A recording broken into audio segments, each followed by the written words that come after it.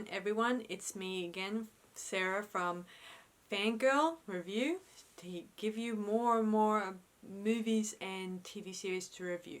For today, we're going to be reviewing a documentary called, let me see, what's it called? The Curious Case of Natalia Grace.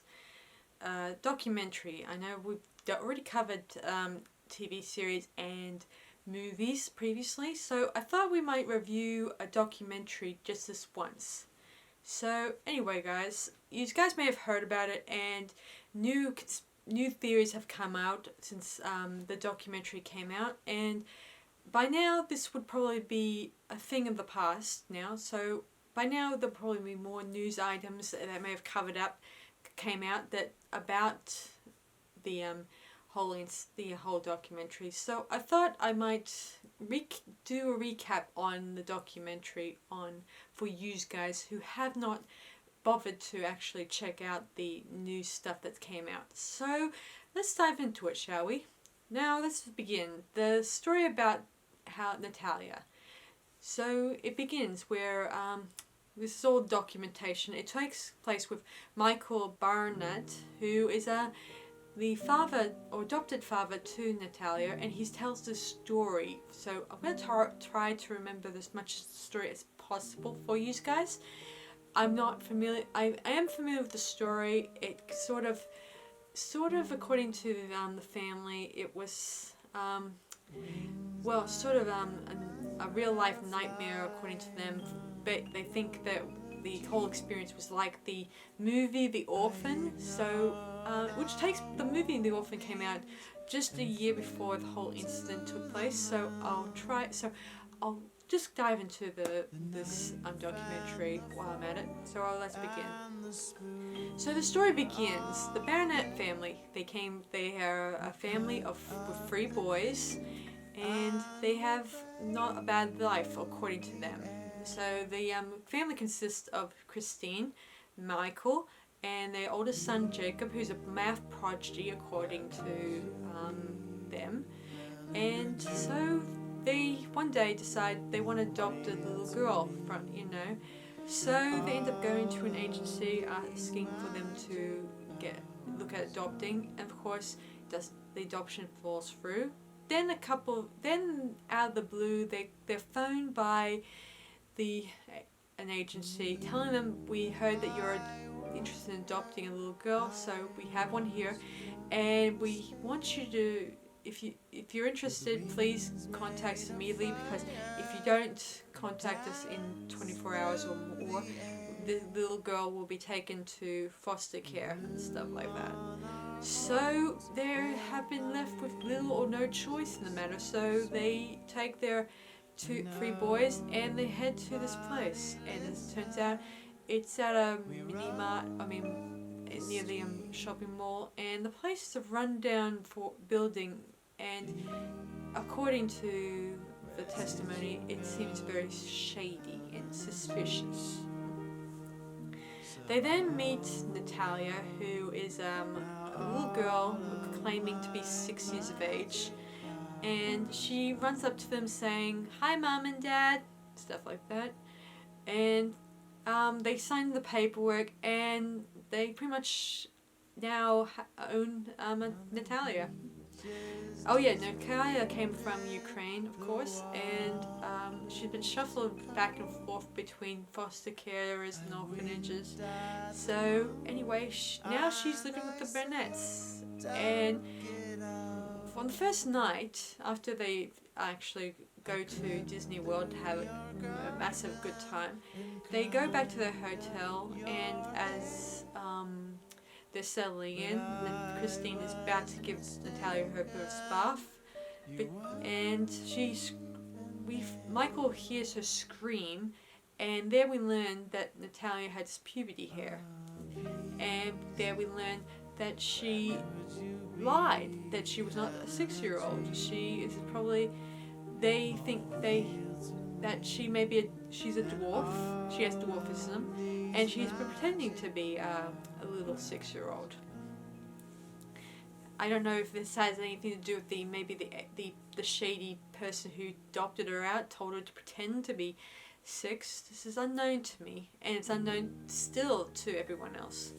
So anyway, they continue living together, obviously. Of course, there's some, it's a bit dodgy, this part of the story, because there are some scenes like that's documented on iPhones and stuff that seem to be a little bit bizarre and a little bit weird. Like they've been rehearsed. I mean, I've actually looked at the documentary, and I keep seeing that Michael Barnett, throughout the documentary series, it's a 6-episode documentary, so you're not confused. And his way of speaking in this documentary seems a bit bizarre. Like he continues to keep his eyes open. In the past, in other interviews, he often blinked pretty much a lot, which could mean he was either lying. So he may have been coached to stop his blinking to avoid people from thinking that he may be lying. I'm not sure. Could be wrong. I'm not a therapist or anything like that, so I can't really say whether or not he's lying at this point.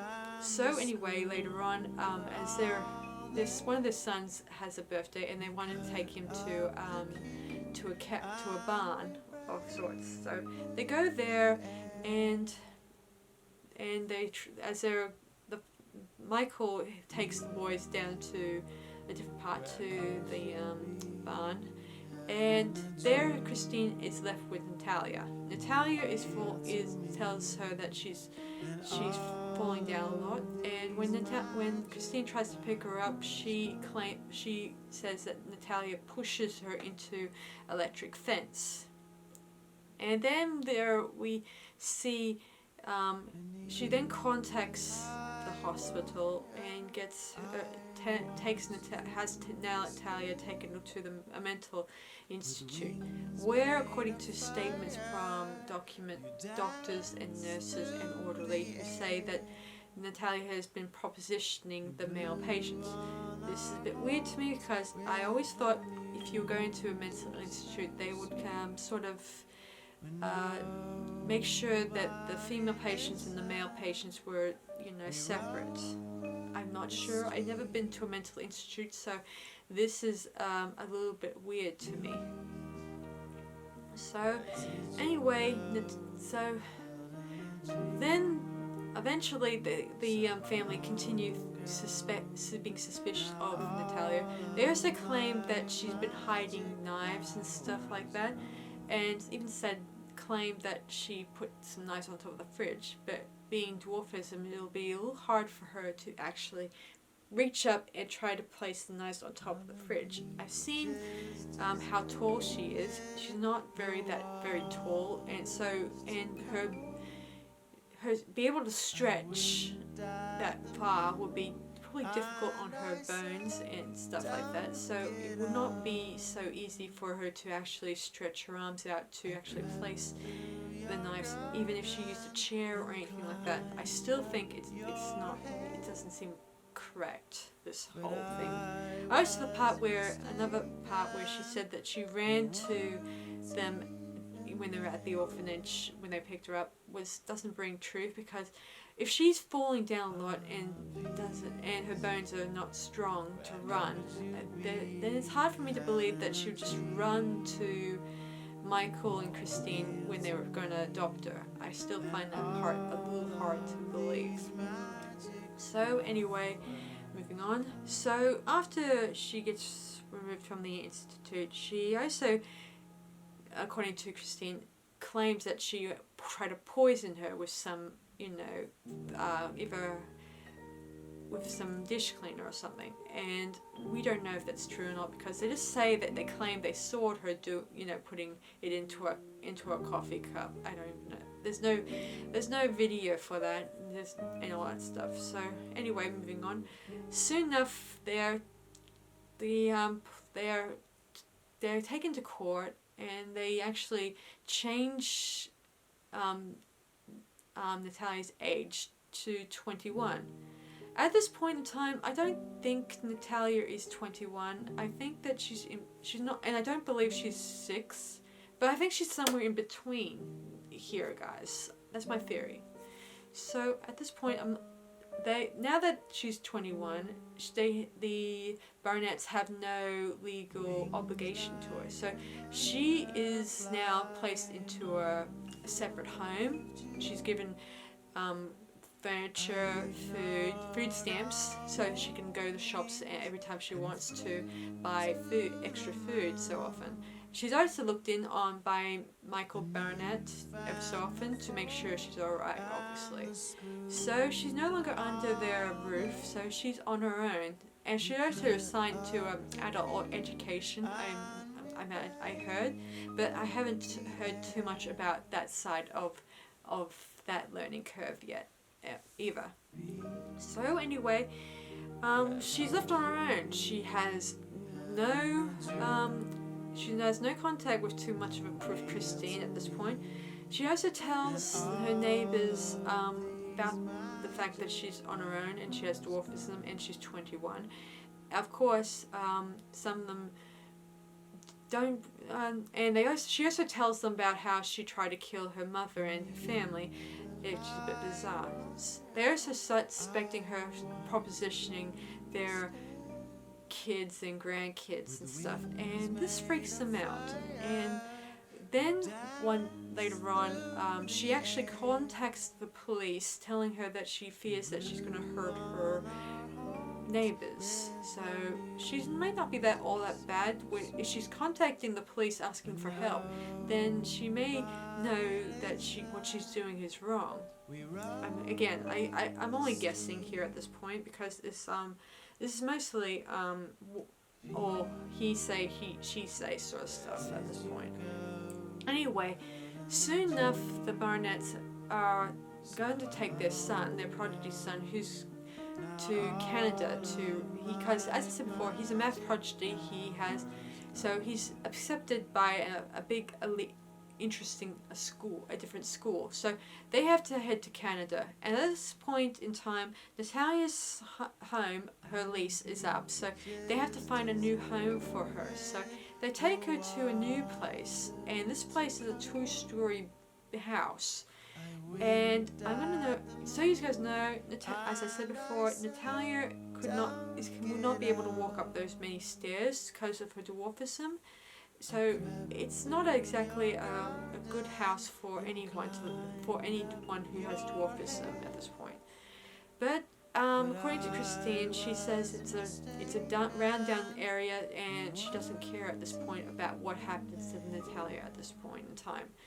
Anyway, soon enough they leave her, and she eventually is on her own, obviously. She continues to get food with her food stamps, and some of her other neighbours, a woman with so many kids who lives in the neighbourhood, also sees this and feels a little bad for her. And she kind of, I don't think she's spooked by Natalia like the other neighbours, which makes me question again whether or not Natalia is completely sane or insane, to be honest. I'm not sure. Anyway, one day, Natalia gets readopted by a new family, and because they found her wandering around, and they ask her, would you like to come and live at their place? Which she does. And now that it's it was a few years ago, so it would have been 2010, or I don't know what time it was, the year it was, but it's been 12 years so far, so nothing has happened with that family. So makes me cross-question the Barnett's claims on Natalia's behavior and stuff. So that's Natalia's story at this point. She also has been on Dr. Phil, the TV series where we're dealing with a psychiatrist, and it makes me continue questioning whether or not Natalia is the victim or either the person who's the scam artist. I don't know. Maybe there's too many what ifs and too many doubtful things to think about. There's also a lot of testimonies that in the documentary that don't really show you their face in this.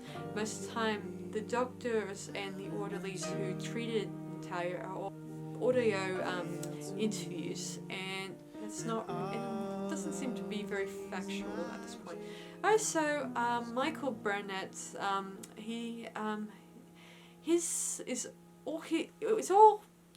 all the documentary is mostly focusing on is his interview. There's no interviews with Natalia at this point.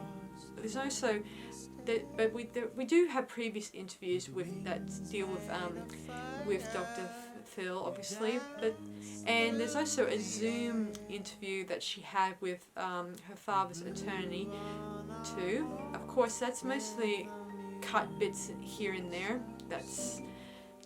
And also I should mention she does take them to court, both Michael and Christine, at different times. They're both their cases with dealing with child neglect were separate ones. And of course, Michael's attorney, he tries to not bring in the age, not to bring in the fact that she was a child, and other stuff that's maybe relevant to the case. Of course, they just said that she's suing them for negligence and child neglect, stuff like that. But eventually, both Michael and Christine, they get off the hook, sadly enough. I still think there's problems with that case at this point. I just don't know who to believe. I don't know if years ago I probably would have sided with Natalia years ago. Other times I would have sided with the parents. I can't really make heads or tails. I'm not down the neighbours. They may have been spooked by Natalia's claims, but I can't really be sure whether or not most of the stuff that happened there was true. I should mention she did sort of sneak into their homes a couple of times, probably looking for food and stuff like that. And of course, I'm not doubting that. I also looked at the photos of where she was living in, and I do not think she would have been able to cook for herself or look after herself. They also claimed that she smelled really bad, meaning she probably didn't have a bath. She probably had a hard time trying to get into the bath so often. And don't tell me about looking at getting a shower done, because again, there's the fact that she would have a hard time trying to turn the taps on.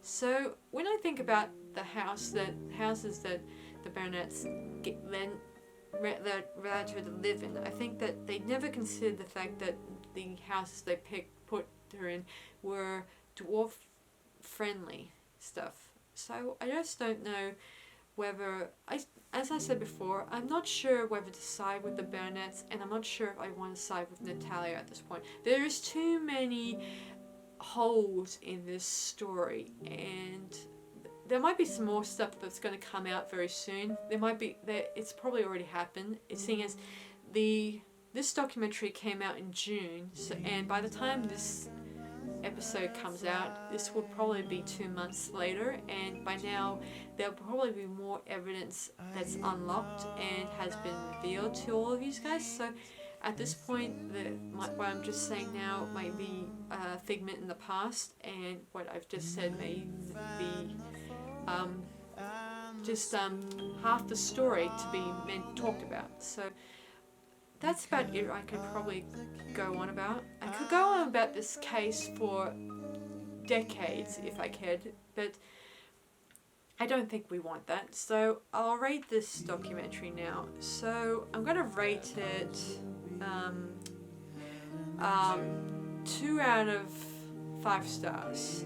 It's mostly because most of the time throughout this documentary, we only see Jacob, who's the son of Michael and Christine's, the kid who I told you guys about, who's the math prodigy, and his father's point of view. We don't see too much of Christine. We don't see Natalia's point of view. It's all his point of view and no one else's. And I should mention, there were a few ones that kind of put this case to whether or not to believe the Burnetts.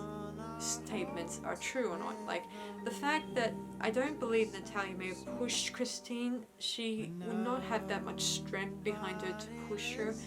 And if you see me, my niece and nephew, you would see that they're not strong enough to actually push me into a fence, or even down on the ground. Usually, sometimes we do it for fun, can get a good laugh out of it, but aside from that, they would not have the necessary strength to push me on the floor or on the ground. So I don't believe Christine's testimony about the fact that she may have been pushed into the fence. She may. Oh, I do mention. I think that she may have fell accidentally. I think it's because Natalia's legs were not strong, as I said before. Being a dwarf, it can be really difficult.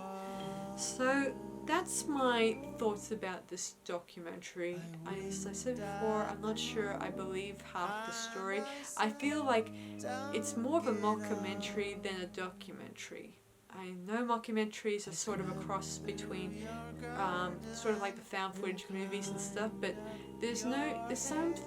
there are so many holes in this documentary that will resemble Swiss cheese at this point. Although there's evidence, according to Natalia's mother, they found her mother and they were able to identify her by a swab sample, obviously, and work out that Natalia would have been, say, 13 when the Burnetts may have adopted her, as it turns out. So the adoption lady, which we don't know the identity of, may have lied to the Burnetts. I don't know her identity. No one even knows whether she was the con person behind Natalia, who made up the story that Natalia was a little girl, all that stuff. I can't be 50% sure about this.